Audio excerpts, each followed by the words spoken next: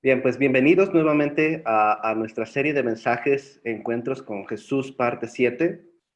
El día de hoy vamos a estar explorando una nueva personalidad que en su encuentro con Jesús transformó completamente su vida, su existencia, su futuro.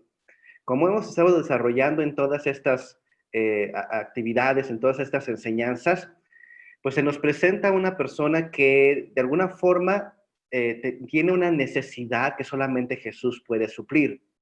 Y déjame decirte que también nosotros tenemos necesidades que solamente Dios puede suplir. Por eso es tan importante que podamos explorar este tipo de personalidades y este tipo de historias para que nosotros podamos aprender de ellas y podamos conocer cómo es como Dios puede transformar nuestra vida. Vamos a leer esto en el libro de Lucas, capítulo 13. Abrimos el telón para esta historia y a partir del versículo 10 al versículo 17 nos está enseñando, nos está explorando a una historia muy interesante. Dice aquí que Jesús enseñaba en la sinagoga en sábado y aquí una mujer que tenía espíritu de enfermedad 18 años y andaba agobiada que en ninguna manera se podía enderezar. Y como Jesús la vio, la llamó y le dijo, mujer, libre eres de tu enfermedad. Y puso sus manos sobre ellas y luego se enderezó y glorificaba a Dios.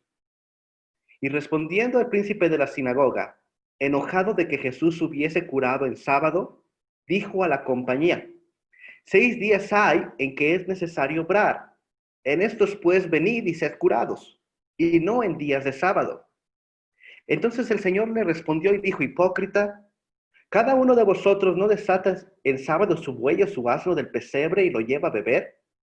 Y esta hija de Abraham, que aquí Satanás la había ligado 18 años, ¿no convino desatarla de esta ligadura en día de sábado? Y diciendo estas cosas se avergonzaban todos sus adversarios, y todo el pueblo se gozaba de todas las cosas gloriosas que eran por él hechas.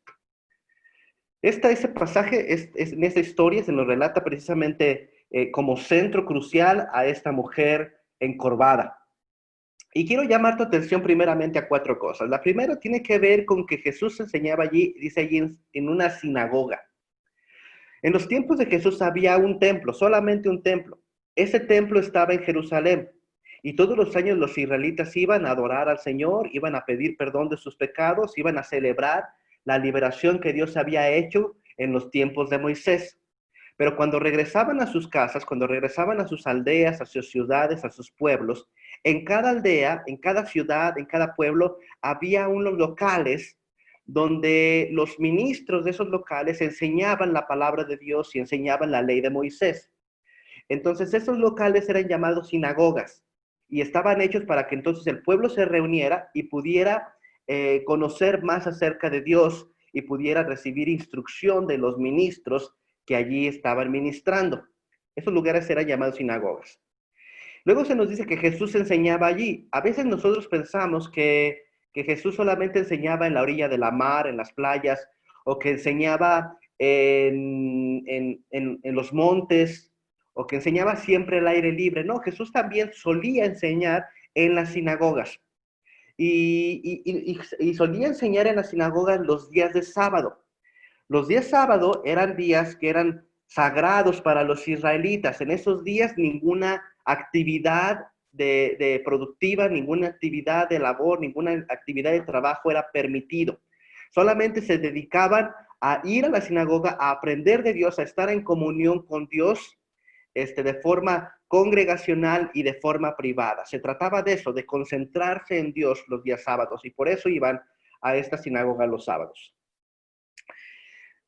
Pero hay una cosa interesante que me parece destacable. En ninguna de ellas hacían promoción de los ministros o de los predicadores que iban a estar allí. Usted sabe que, por ejemplo, hay iglesias en los Estados Unidos donde tienen un letrero a la orilla de la banqueta en donde pueden poner allí los días de servicio, los días de qué días se reúnen, pueden poner allí el título de los sermones, ¿verdad? Para que las personas sepan cuál es el título de la enseñanza de ese día, o inclusive pueden poner allí la persona invitada, el predicador invitado. Pero en aquellos tiempos no había esta clase de comunicación, no se actualizaba el Facebook, no podían mandar un estado de WhatsApp para poder decir que Jesús estaba allí, no había un espectacular, no habían repartido folletos. Esto era algo inesperado y sin embargo tenemos una mujer aquí que va a la sinagoga, que está adolorida, dice allí, agobiada, que no se podía enderezar. ¿Por qué hago esta referencia? ¿Por qué hago esta referencia de que nadie sabía que Jesús iba a estar allí y que esta mujer está ahí? Bueno, para entenderlo un poquito más, tenemos que aprender un poquito más de su enfermedad. Mira, la Biblia dice que había una mujer que tenía un espíritu de enfermedad 18 años y andaba agobiada que de ninguna manera se podía enderezar. Así lo describe las escrituras. Los estudiosos de la Biblia piensan que la enfermedad que ella tenía es una enfermedad llamada espondilitis anquilosante. Espondilitis anquilosante. Es una enfermedad con un título muy raro y viene del griego. Espóndilo, que significa columna,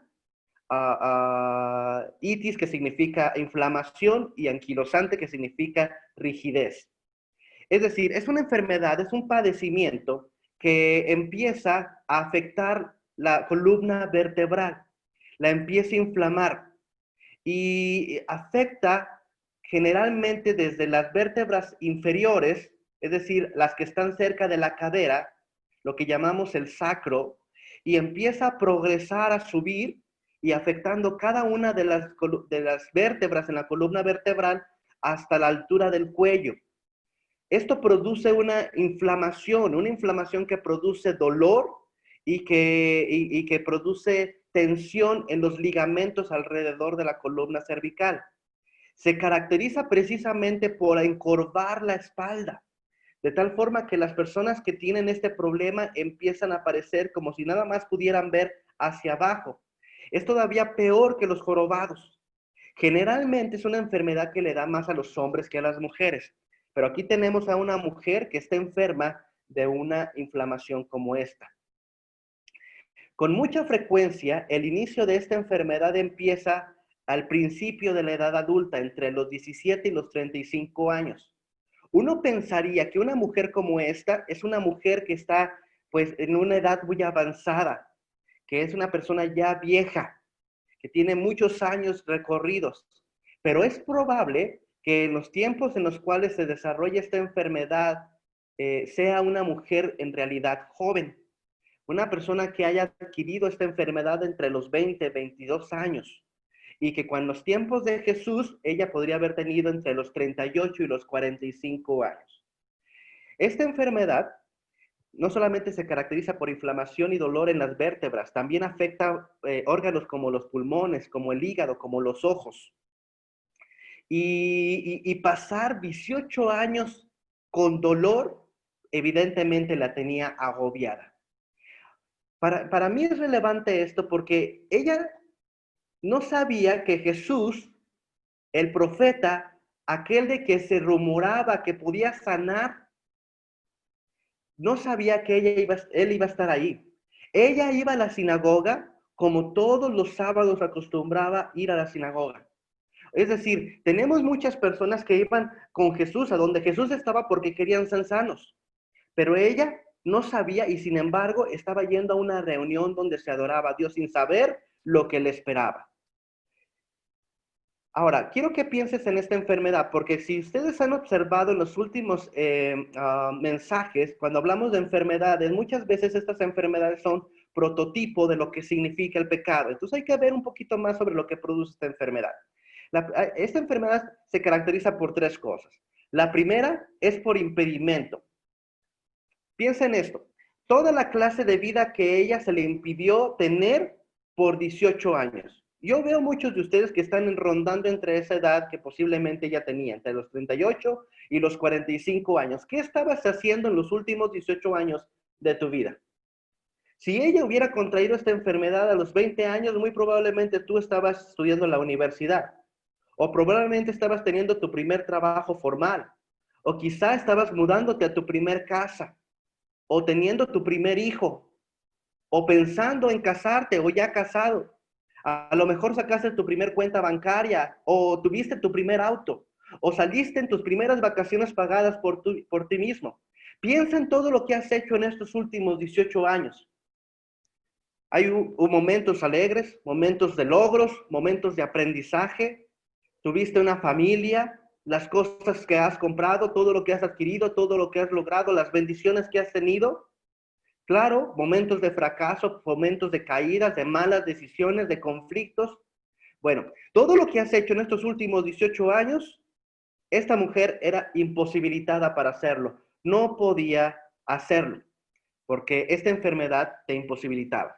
Pero esta enfermedad tenía una segunda característica y que era una incapacidad. O sea, ella no podía trabajar normalmente. Todavía las personas que son jorobadas podrían llegar a tener un trabajo donde pudieran ganar el pan con el sudor de su frente. Pero una mujer con este tipo de enfermedad, con tanto dolor, con tanta tensión y rigidez en su columna vertebral, no podía cargar una cubeta, no podría golpear con un martillo, no podría sostener andamios, no podría dirigir un ganado, no podía cuidar a las ovejas. Era completamente incapaz de desarrollar muchas de las actividades de trabajo.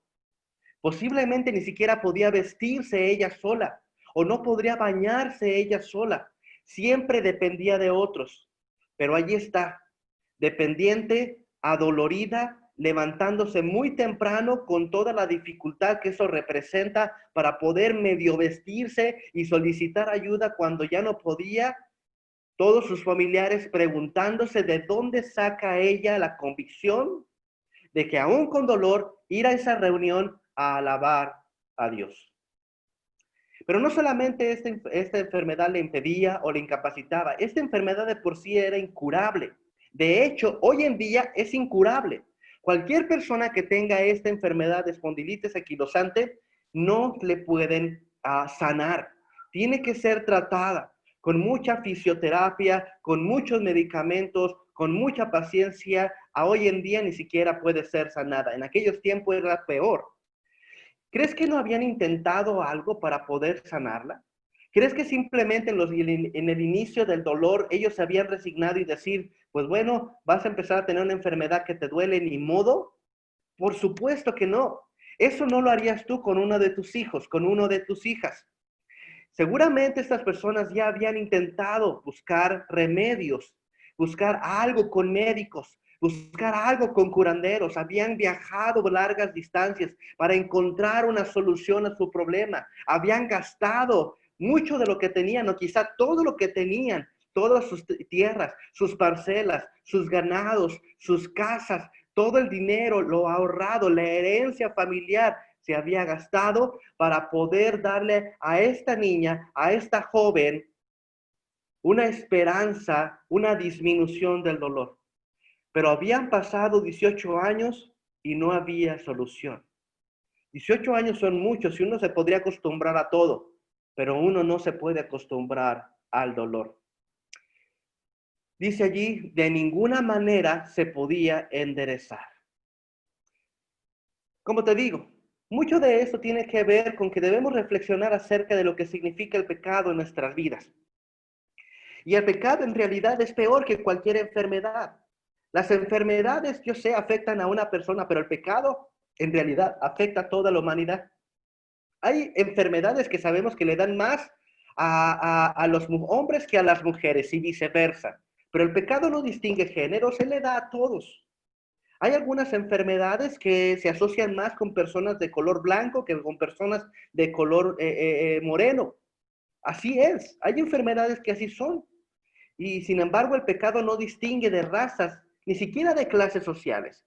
Sé que hay enfermedades que, por más difícil que parezca de explicar o de entender, hay enfermedades que les dan más a los pobres que a los ricos. Y estas enfermedades pues se desarrollan en estos ambientes, pero el pecado en realidad no distingue de clases sociales. Él afecta a todos sin lugar a dudas, te afecta a ti y te afecta a todos los demás. Y es que el pecado en realidad eso es lo que provoca exactamente lo que a esta mujer tenía. Primero, la imposibilidad de vivir de acuerdo a lo que Dios quiere para ti. Simple y sencillamente estás mirando hacia abajo, todo encorvado, mirando a la tierra, mirando las cosas de la tierra. Déjame decirte, para la Biblia muchas de las veces mirar hacia arriba, mirar hacia el cielo, es una referencia a vivir de acuerdo a los principios de Dios. Ve lo que dice allí en Colosenses capítulo 3, versículo 1 al 2. Dice, si habéis pues resucitado con Cristo, buscad las cosas de arriba, donde está Cristo sentado a la diestra de Dios. Poned la mira, observa lo que dice aquí, poned la mira en las cosas de arriba, no en las de la tierra. Pon la mira en las cosas de arriba, no en las de la tierra. No te está diciendo que mires a las nubes. No te está diciendo que mires a los astros, que mires a las estrellas o que mires a los satélites. Lo que está diciendo es que si tú quieres vivir para Dios, tú tienes que ver con ojos de eternidad, tienes que ver con ojos de espirituales y tienes que centrar tu vida en las bendiciones y en las promesas y en las responsabilidades espirituales.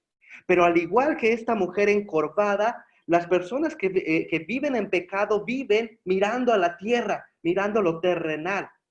La Biblia enseña que este mundo, esta tierra, tiene ciertos valores. Sus tres valores principales son las posesiones, la popularidad y los placeres. Las posesiones, la popularidad y los placeres. Para eso vive la gente. Vive para ser, para tener y para sentir. Para ser, para tener y para sentir. Eso es lo que vive la gente. Si tú estás centrado en tu vida, si el pecado está gobernando tu vida, estás centrado en posesiones, en placeres o en popularidad. Créeme. Lo que busca la gente el día de hoy es ser más, ser tener mejores puestos, ser más ejemplo a los demás, recibir aplausos, recibir reconocimientos, ¿verdad? Ser considerado como un ejemplo a seguir, como una persona exitosa. Esa es la meta, buscar el éxito, alcanzar el éxito como si el éxito de veras existiera.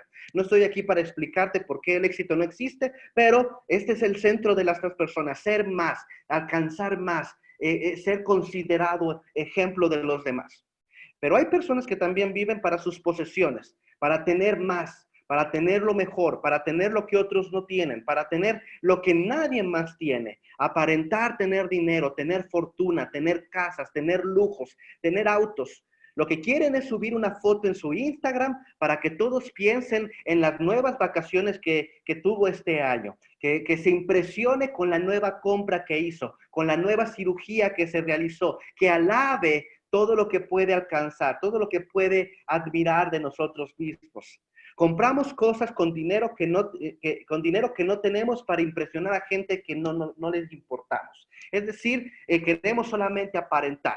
Y hay personas que viven no solamente para ser, sino para tener, además viven para el disfrute exagerado, para los placeres, cualquier cosa que se sienta bien, que se goce, que se disfrute. Por esto este tipo de personas lo que buscan son las experiencias, ¿verdad? El riesgo, la búsqueda de lo prohibido, los vicios, las malas compañías, las decisiones abruptas, la recreación de los sentidos y generalmente caen en cosas que son dañinas para ellos mismos, pero lo importante es que se sienta bien, sin importar si eso es atragantarse de comida o atragantarse de vicio. Estos son los valores que el mundo tiene. El mundo tiene valores que tienen que ver con las posesiones, con la popularidad, con los placeres. Y no es la clase de vida que Dios quiere para ti. No porque esté mal tener cosas, no está mal tener cosas, ni está mal sentir cosas, ni está mal tener cosas. Esto no está mal, tener y sentir y ser no está mal. Pero si tu vida está centrada en estas tres cosas, entonces esa es la evidencia de que estás en pecado. No estás mirando las cosas de arriba, no estás mirando, no estás centrando tu vida en las cosas espirituales, estás centrando tu vida en las cosas que van a perecer, que no tienen sentido y que están dañando tu vida. El pecado te impide, pero también el pecado te incapacita. La Biblia enseña que mientras nosotros estemos en pecado, nosotros no somos útiles para Dios. Ve lo que dice en el libro de Romanos, capítulo 3, versículo 11 al 12. No hay quien entienda, no hay quien busque a Dios. Todos se apartaron, a una fueron hechos inútiles.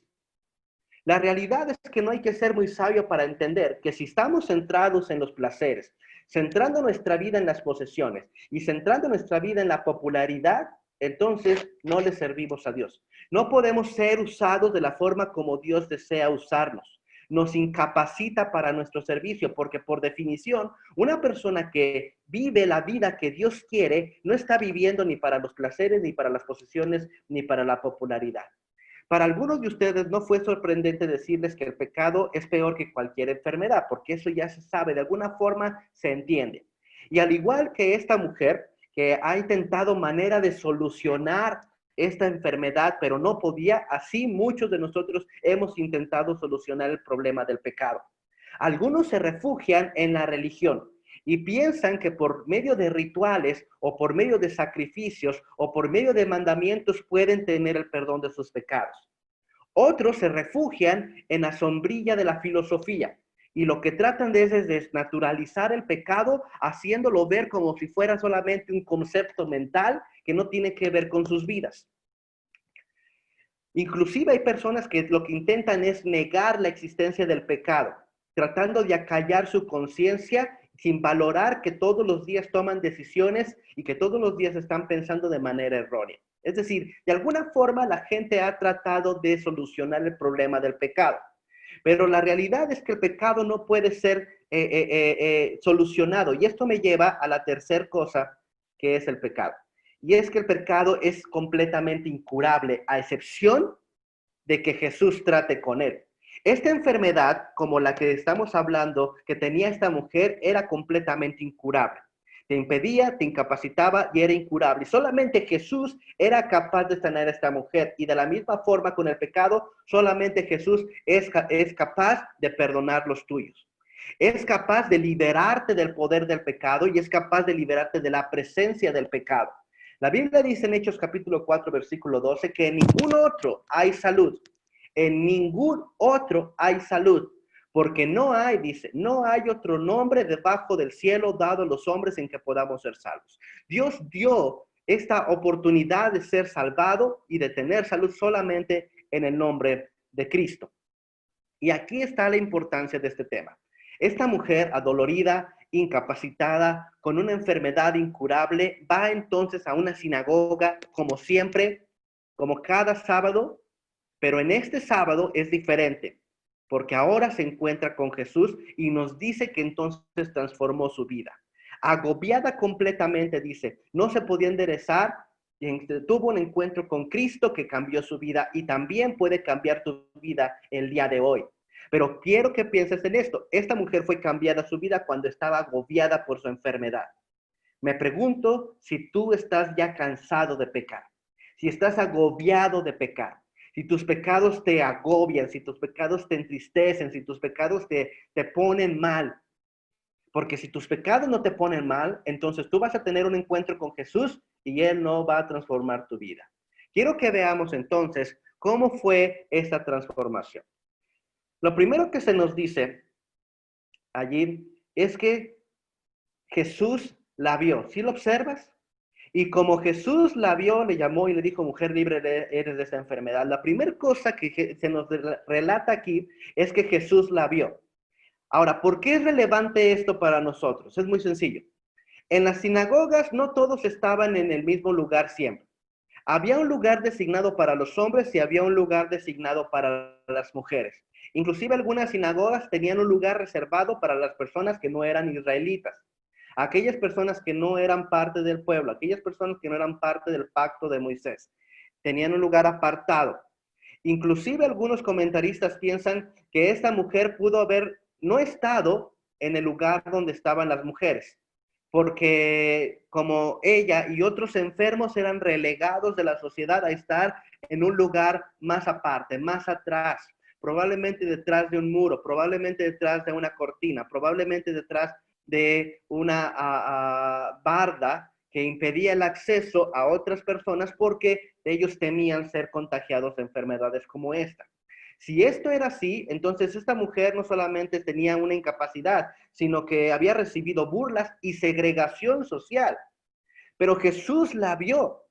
Jesús evidentemente entró por donde entraban los hombres Y cuando él estaba enseñando en medio de esta sinagoga, él sabía dónde estaba esta mujer. No había necesidad de que alguien la dijera, mira, aquí está una mujer que hace 18 años tenía una enfermedad. No, no, no. Él sabía quién estaba y Jesús la vio. Y Jesús la vio porque independientemente que una persona se haya dado cuenta de su presencia, él sabe todas las cosas.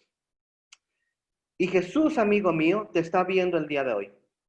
Aun si yo no percibo tu presencia, aun si yo no sé que te encuentras ahí, yo no puedo ver todas las cámaras, no todas están encendidas. Yo no puedo ver todas las cámaras que están el día de hoy presentándose. Pero aun si yo no te puedo ver, Jesús te ve. Y eso es importante. Ahora, quiero que pienses en esto. ¿En qué momento es cuando Jesús ve a esta mujer? No la ve en su mejor momento. No la ve cuando estaba ella llena de vida. No la ve cuando ella estaba llena de felicidad, con sueños y con la fuerza que le tenía la promesa de un futuro prominente. Jesús la ve en sus peores momentos, en la más terrible dependencia, en las horas más oscuras de su vida. Tú no tienes que estar bien para que Jesús te vea. Muchas personas creen esto, que para poder presentarse delante de Cristo, lo que tienen es primero que arreglarse su vida y arreglar su persona. Pero no, en realidad venimos a Jesús tal y como estamos. Si he explicado bien este pasaje y todos los demás pasajes que hemos visto en las últimas 6 semanas, hemos visto que en realidad las personas que se acercan a Jesús vienen tal cual son, sin apariencias, pecadores, malvados, impíos, impuros, sucios, enfermos. Y eso es exactamente como Jesús te ve en este momento. Tú no necesitas arreglarte, no puedes arreglarte, es incurable. ¿Qué no entiendes? Es incurable. Así como estás, Jesús es como te ve en tus peores momentos. Sabe lo que piensas cuando estás a solas. Sabe lo que ven tus ojos cuando estás a solas. Sabe lo que pasa en toda tu existencia cuando estás en tu trabajo, cuando nadie más te ve. El pecado te hace chueco espiritualmente y cuando Jesús te ve tal cual eres. Y así es como Jesús te ve. Ahora, yo sé que algunas personas se piensan que son fuertes, son sólidas, son saludables, pero Jesús mismo dijo que no son los sanos los que necesitan al médico, sino los enfermos. Ve lo que dice Romanos capítulo 5, versículo 6. Dice, porque Cristo, cuando aún éramos flacos, a su tiempo murió por los pecadores. Cristo nos vio flacos, no nos vio fuertes, no nos vio llenos, no nos vio plenos, nos vio flacos. Y sin embargo, al verlos flacos, Él nos mira en nuestros peores momentos y busca una oportunidad para solucionar nuestros problemas. Y nuestro mayor problema de pecado fue solucionado en esa cruz, muriendo Cristo por nosotros. Pero no solamente Jesús nos ve, no solamente Jesús te ha visto, dice allí con claridad que Jesús la vio y la llamó. ¿Pero qué no estaban todos en la misma sinagoga? Por supuesto que sí. Pero lo que Jesús quiere es ver la respuesta a un llamado. ¿Sí? Todos estaban juntos, es cierto. Él entró por el lugar donde estaban los hombres, las mujeres estaban de otro espacio. Probablemente ella estaba segregada junto con otros enfermos detrás. Pero Jesús superó la cortina y la llamó. Le dice, ven. Ahora, esto es muy notable, muy interesante, muy inusual, porque Jesús estaba en ese centro de la congregación, en un lugar que se consideraba de mucho respeto, hablando la palabra de Dios, explicando las doctrinas, revelando de qué se trataba el reino de Dios, y él no sé si fue a la mitad o al final, pero él detiene su enseñanza, y antes de terminar, Jesús le llama a que vaya donde está él. Que una mujer se acercara y una mujer enferma de ese tipo de enfermedad se acercara donde estaba el maestro era un escándalo, un escándalo. ¿Cómo se atrevía Jesús a faltarle al respeto a un lugar tan sagrado? A Jesús le importaban poco los protocolos, le importaba poco las formas. Lo que él buscaba era transformar la vida de esta mujer y en este momento decidió que esto se iba a hacer a la vista de todo público. Esto es lo que está haciendo Dios contigo el día de hoy. No solamente Jesús te ve, Jesús te está llamando. Te pide que vengas a Él. Te pide que vayas a donde Él se encuentra. Y la respuesta a ese llamado determinará si Jesús transforma tu vida o no transforma tu vida. Él busca de ti una respuesta de fe. Ve lo que dice allí en Primera de Pedro capítulo 5 versículo 10. Dice, mas el Dios de toda gracia nos ha llamado a su gloria eterna por Jesucristo. Dios, Dios Todopoderoso, Creador del cielo y de la tierra, aquel que creó con su sola palabra las estrellas y todo lo que nosotros vemos, ese poderoso Señor, ese Rey de reyes, ese Señor de señores, te está llamando a su gloria eterna y te está llamando por medio de Jesucristo. Cuando esta mujer se acercó a él, Jesús no le pidió un sacrificio, no le dijo, ve al templo y sacrifica un carnero por tu sanidad. No le pidió un pago, no le dijo, ven y haz una peregrinación a Jerusalén y para que seas sanada. No le buscó una promesa, un pacto, no le dijo, ¿qué estás dispuesta a hacer, a comprometerte conmigo para que yo te sane? No le hizo buscar un sacramento, no le dijo, ve al sacerdote y confiesa tus pecados. Lo que Jesús le dijo solamente es ven. Lo que Jesús está buscando de ti no es ni un pago, ni una promesa, ni un sacramento. No está buscando de ti un sacrificio. Lo que está buscando de ti es que respondas al llamado. Que si Él te dice, ven, tú vayas. Te ha visto. Sabe cómo te comportas cuando estás en la compañía de malvados. Sabe cómo lo que haces. No importa cómo estés, te ha visto y te está llamando y te dice, hoy responde. La pregunta es si tú de veras responderás. Pero Jesús no solamente le dijo, ven, sino que le dijo, mujer, libre eres de tu enfermedad. Puso sus manos sobre ella y luego ella se enderezó y glorificaba a Dios. Lo único que esta mujer necesitaba era que Jesús le afirmara que ella podría ser sana, que ella era sanada. La aseveración de Jesús, las palabras de Jesús, la afirmación de Jesús tiene poder. Las palabras que tú y yo expresamos no tienen poder.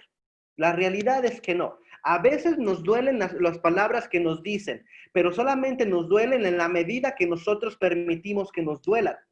Porque en realidad las palabras no tienen tanto poder. La palabra que tiene poder, la palabra con autoridad es la palabra de Jesús.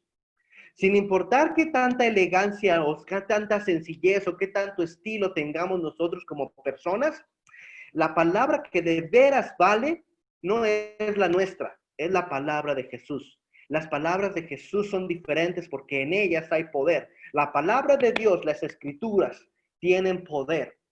Hubo una vez un centurión que tenía un siervo que le era muy amado. Y ese siervo estaba enfermo. Y él estimaba mucho. Sabía que Jesús estaba cerca de su población. Así que él decidió ir donde estaba Jesús. Y cuando se encontró con Jesús, le imploró y le dijo, por favor, tengo un siervo que está enfermo. Por favor, ¿podría sanarlo? Jesús decidió ir a sanarlo a pesar de que él no era israelita, era un centurión, era un romano. Y los romanos, como tú sabes, habían invadido a ese pueblo. Y él decidió ir y se encaminó hacia ese lugar, pero el centurión lo detuvo y le dijo, Señor, yo no soy digno de que entres a mi casa, no soy digno de que tú pises esos lugares, ni que vayas hasta donde está mi mozo, mi siervo. Pero yo sé que si tú solamente dices las palabras, que si tú solamente lo declaras y que si tú solamente expresas, afirmas de que Él se ha sanado, yo sé que Él será sanado. Porque yo también soy un hombre con autoridad. Y si le digo a un siervo que vaya, Él va a ir. Y si le digo a un siervo que venga, Él va a venir. Yo sé quién eres. Eres el Hijo de Dios. Tu palabra tiene autoridad. Jesús, maravillado por la fe de este hombre, exclama a toda la compañía que se acercaba que no había visto tanta fe en Jerusalén como la de este hombre que ni siquiera era israelita. Y luego le dijo, ve, ve. En este momento tu siervo es sanado. Y entonces él regresó a su pueblo. Cuando vio que se acercaban a sus consiervos, pregunta, ¿y cómo está entonces mi siervo? Y ellos dicen, él está completamente sanado. Pregunta, ¿y a qué hora él recibió esa sanación? Y le dijeron la hora y él entendió que fue la misma hora en la que Jesús le había dicho que su siervo era sano. ¿Ves lo que te digo? La palabra de Jesús tiene poder. Esta mujer lo único que necesitó fue que Jesús le dijera, libre eres de tu enfermedad, y entonces ella pudo enderezarse y pudo ella dejar de sentir el dolor, dejó de ser incapacitada, dejó de ser impedida, ahora ya no tenía una enfermedad. Y es lo que tú, amigo mío, necesitas el día de hoy. Jesús ya te ha visto y Jesús te ha llamado. Esa es la razón por la cual estás viendo este mensaje. Jesús ya te ha visto y te ha llamado y te ha dicho, ven. Y solamente necesitas una afirmación de Cristo para ser perdonado de tus pecados. Bien, pues Jesús dice en el libro de Juan, capítulo 5, versículo 24, lo siguiente. De cierto os digo, el que oye mi palabra y cree al que me ha enviado, tiene vida eterna. Y no vendrá condenación, mas pasó de muerte a vida. Fíjate lo que está diciendo Jesús aquí. Él dice que de cierto os dice, es una manera de decir, te lo aseguro, te lo afirmo y te lo confirmo. Que si tú escuchas su palabra y crees en aquel que lo ha enviado, es decir, en el Padre, tienes vida eterna. El hecho de que Jesús hubiera muerto en la cruz por ti y por mí le da la posibilidad de prometerte esto. En el momento en el que tú entregas tu vida a esta fe de que en la muerte de Cristo tú vas a encontrar salvación, en ese momento tienes vida eterna.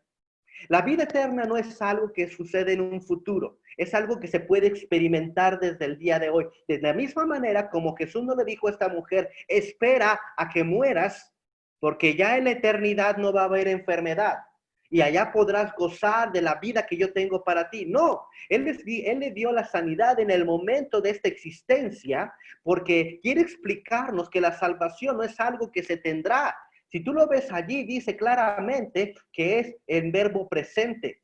Tiene vida eterna. En el momento en que tú te arrepientes y crees en el Señor, en el momento en el que entregas tu vida a esta fe de que Cristo murió por ti y que en Cristo tú tienes salvación, en ese momento tú tienes vida eterna. No dice tendrá, no dice posiblemente, es una seguridad de que tienes vida eterna. Dice, no vendrás a condenación. No hay condenación para los que están en Cristo Jesús, dice las Escrituras, sino que ha pasado de muerte a vida. En un tiempo eras muerto espiritualmente y ahora tienes vida espiritualmente. Muchas personas quieren hacer esta muerte y vida espiritual con rituales, con el bautismo, con la confirmación, con peregrinaciones. Estas cosas no traen vida espiritual. Lo que trae vida espiritual es la declaración de Cristo hacia tu vida. Entonces, amigo mío, Jesús te está viendo, Jesús te está llamando y Jesús te está diciendo que tú puedes tener vida eterna el día de hoy si tú te entregas a Él. Ahora bien, la historia no termina aquí. Quiero que veas lo que pasa ahora, porque hay una serie de reacciones que me es muy interesante y me gustaría explicarlas. Dice allí que entonces el príncipe de la sinagoga respondió. Cuando dice príncipe, no se está refiriendo a que él era un hijo de un rey.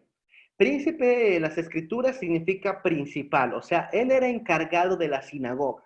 Él era el ministro principal, el que organizaba y dirigía las actividades de esa sinagoga. Y esta persona dice que estaba enojado de que Jesús hubiese curado en sábado. ¿Recuerdas que te había dicho que para ellos los sábados eran sagrados y que no se tenía que hacer ninguna labor? Bueno, él estaba muy molesto porque Jesús había curado a esta mujer en sábado y dijo a la compañía, 6 días hay en que es necesario obrar. En estos, pues, venid y sed curados, y no en días de sábado. Entonces el Señor le respondió, no se quedó callado Jesús, él dijo, hipócrita, cada uno de vosotros no desata en sábado su burro su buey o su asno del pesebre y lo lleva a beber? Evidentemente, en el clima en el que ellos vivían con tanto calor, era necesario que las bestias bebieran. Y dice, ustedes son hipócritas, porque en los sábados, no importa si es sábado o no, le dan de beber a sus animales. Yo sé que para muchos se ha vuelto popular la idea de que los animales tienen una estima similar a las personas. Inclusive los que tienen perros les llaman perrijos, ¿sí? Son sus perrijos y los tratan como si fueran personas. Pero para Jesús, los animales no son igual que las personas.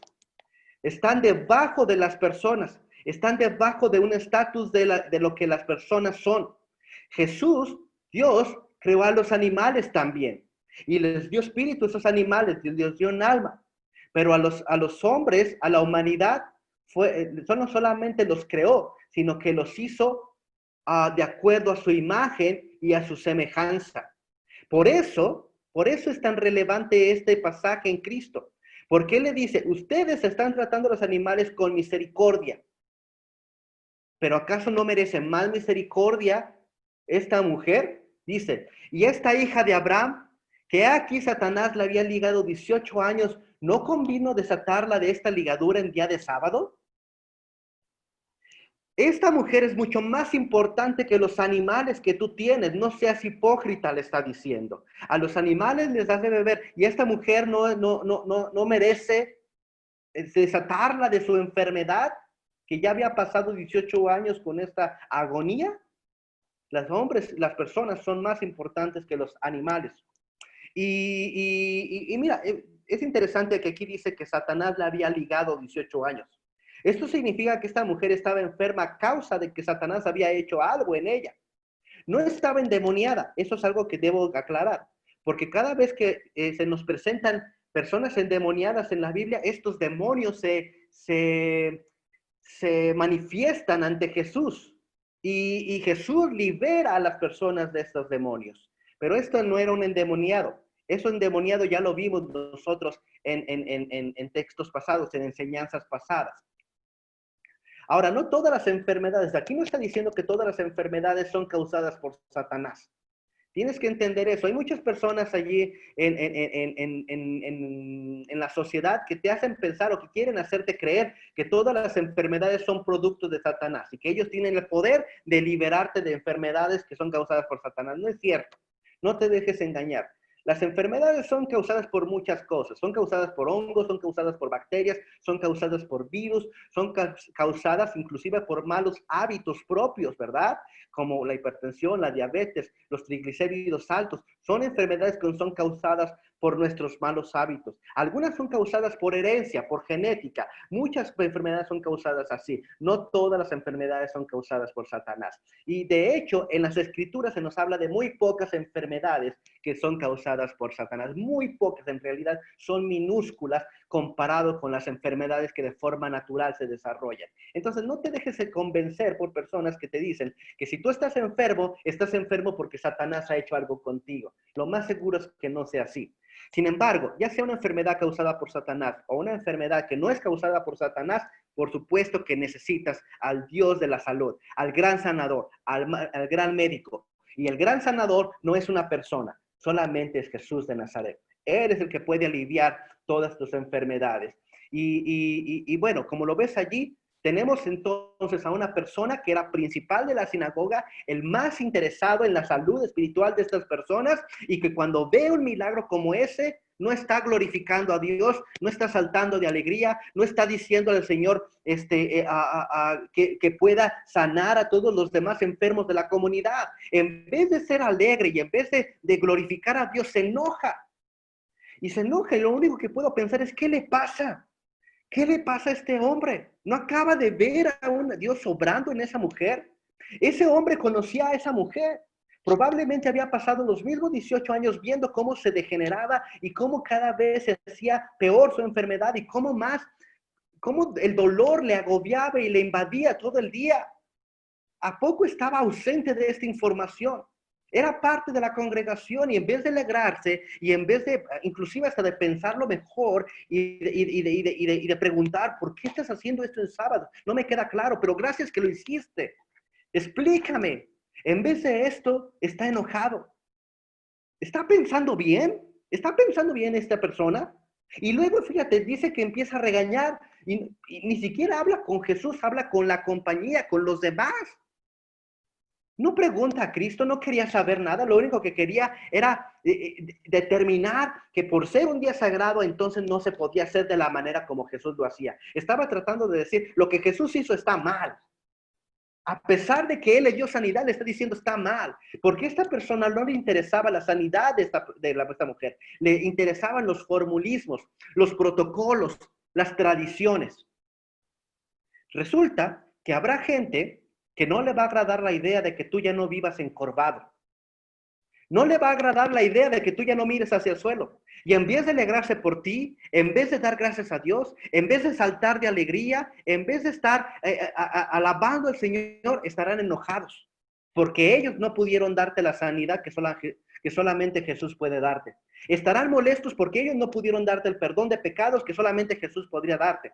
En vez de preguntar a Jesús y en vez de saber cómo enderezaste tu vida, se van a molestar, se van a enojar, te van a regañar. ¿Por qué abandonaste la religión de tus padres? Te van a preguntar. ¿Por qué dejaste la tradición de nuestros ancestros? Te van a decir. ¿Por qué no haces como eras antes?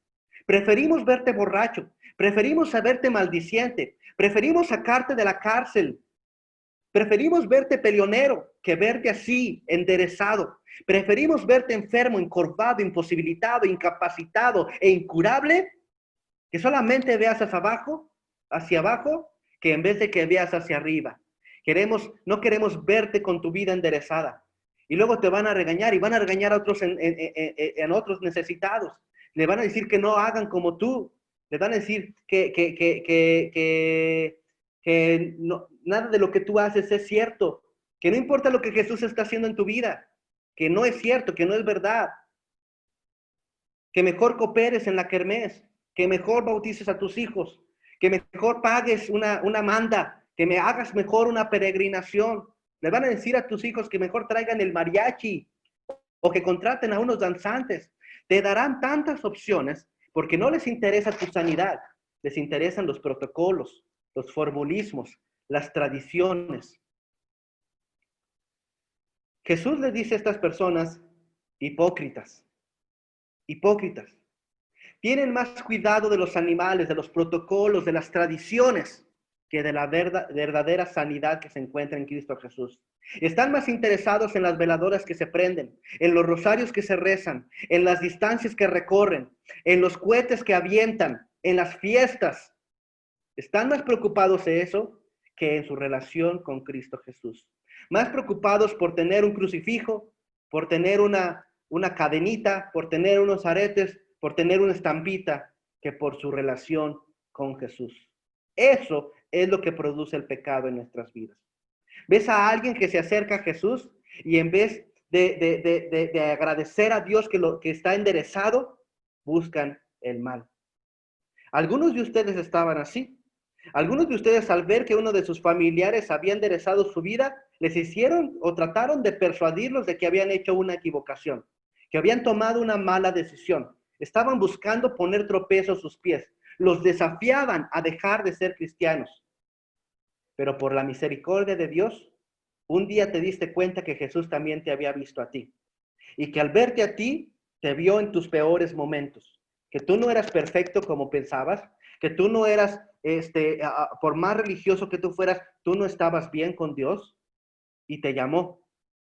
Y te llamó y por misericordia respondiste. Y ahora tu vida también está enderezada y damos gloria a Dios por eso. Pero quizá en este momento tu vida todavía no está enderezada, todavía has sido presa del pecado. Bueno, lo que tú necesitas es responder a la voz de Cristo y van a pasar tres cosas en tu vida. Dice, luego se enderezó y glorificaba a Dios, y todo el pueblo se gozaba de todas las cosas gloriosas que eran por Jesús hechas. ¿Qué estoy diciendo aquí? Lo primero que va a suceder en tu vida es que entonces tu vida será enderezada. Tu vida será recta. Dejarás de caminar encorvado. Dejarás de mirar hacia la tierra. Como lo dije, este mundo tiene tres valores principales: los placeres, las posesiones y la popularidad. Pero eso dejará de ser tu visión del mundo, el centro de tu mundo. Como sabes, la salvación trae una transformación. Y la Biblia dice que así como el árbol malo da malos frutos, el árbol bueno da buenos frutos. Los ladrones dejarán de robar, los ávaros serán generosos y los maldicientes serán virtuosos. Los soberbios se harán humildes y los arrebatados tendrán control de sus emociones. Los incrédulos ejercitarán fe y los impacientes sabrán esperar en Dios. Los rencillosos traerán paz y los orgullosos sabrán perdonar. Lo que sucede en tu vida es que va a haber una transformación, se va a enderezar. Segundo, empezarás a glorificar a Dios. Dejarás de vivir para los placeres, dejarás de vivir para las posesiones, dejarás de vivir para la popularidad, y no porque sea mal tener o ser o sentir, sino porque dejarás el centro de tu vida y ahora tomarás el valor que Dios tiene para ti. Y el valor que centra tu vida es Cristo. ¿Sí? Cristo es nuestro valor. Nuestra vida está centrada en Cristo. Amamos a Cristo, oramos en nombre de Cristo, damos gracias a Cristo, exaltamos a Cristo, obedecemos a Cristo, imitamos a Cristo, predicamos a Cristo, servimos a Cristo, nos reunimos en el nombre de Cristo y nos llamamos como a Cristo. Por eso nos llamamos cristianos. Entonces, tu vida dejará de ser la misma porque tu vida empezará a enderezarte y porque empezarás a glorificar a Dios. Glorificar a Dios significa que vas a honrarle, que vas a vivir para Él. Esa es la clase de vida que Él quiere desde siempre contigo, pero que el pecado te ha imposibilitado para vivir, te ha incapacitado para experimentar. Quiero que veas en esto que la mujer empezó a glorificar a Dios después de haber recibido la sanidad, no antes. Personas piensan que para poder recibir algo de Dios primero tienen que agradarlo. Tú no puedes agradar a Dios porque por tu pecado, por nuestros pecados, entonces somos personas incapaces de agradarle. Somos sucios, somos como trapos sucios que tratan de vivir como si fuéramos limpios. Tú puedes glorificar a Dios en el momento en el que Él te trae sanidad. Primero Él te sana, primero Él perdona tus pecados, te limpia de la maldad y luego podrás glorificarlo. Podrás responder al llamado de Cristo, recibir el perdón de Dios y luego podrás glorificarlo. Y luego vi lo que dice aquí. Así como hubo una reacción en el principal de la sinagoga que se enojó, todos los demás estaban contentos. Todos los demás se gozaban de las cosas gloriosas que eran hechas por Jesús. Aquel que se supone que él estaba más interesado en sus congregantes, aquel que estaba más interesado en la vida espiritual de estas personas, se molestó. Pero todos los demás daban gloria al Señor. El pueblo daba gloria al Señor. No hubo alguien que dijera, ¿y por qué a ella? No, el corazón de toda esa asamblea estaba agradecido con Dios y maravillado por lo que Dios estaba haciendo en su vida. Déjame decirte algo. Si te acercas a Cristo, Él te va a transformar. Y es posible que haya gente que no le guste eso de ti. Pero ¿qué más da? Si ellos de verdad quieren tu bien, ellos estarán alegrados contigo. No estoy diciendo que quieran tu mal, pero solamente estoy diciendo que quien está bien contigo, cuando tú estás bien, demostrará el verdadero amor que te tiene. Si Él está bien mientras tú estés bien, mostrará el verdadero amor que te tiene. A mí me dará mucho gusto saber que has respondido al llamado de Jesús. En la iglesia en Zacatecas estamos esperándote para recibirte con los brazos muy amplios, deseosos de abrazarte, ansiosos de saber que has entregado tu vida a Cristo, que te trajo salvación. Y si tú crees que nadie se va a gozar contigo cuando tú te entregues a Cristo, estás equivocado. Nos gozaremos contigo y esperamos hacerlo así el resto de tu vida. Quiero terminar contigo con este pasaje. Probablemente las palabras más importantes de este pasaje. Cuando Jesús la vio, la llamó y le dijo, mujer, libre eres de tu enfermedad. y puso sus manos sobre ella, y luego se enderezó y glorificaba a Dios. Amigo mío, si tú estás en pecado aún, es tiempo de responder al llamado de Cristo. Él te ha visto durante todas estas semanas. Desde la semana 1 que empezaste a visitarnos hasta ahora, en la semana 7, te ha visto y te ha llamado. Necesitas responder al llamado de Jesús, entregar tu vida a Cristo, depender solamente de Él, y Él es capaz de perdonar tus pecados y de liberarte del poder y de la presencia y la condenación que los pecados tienen en tu vida. Entrégate a Cristo. Deja que Él ponga sus manos sobre ti, que te toque, que sea cercano a ti y que enderece tu vida para que puedas glorificar a Dios. Si te gustó este mensaje, te pido que compartas y que pongas un comentario en nuestra página. Hasta luego.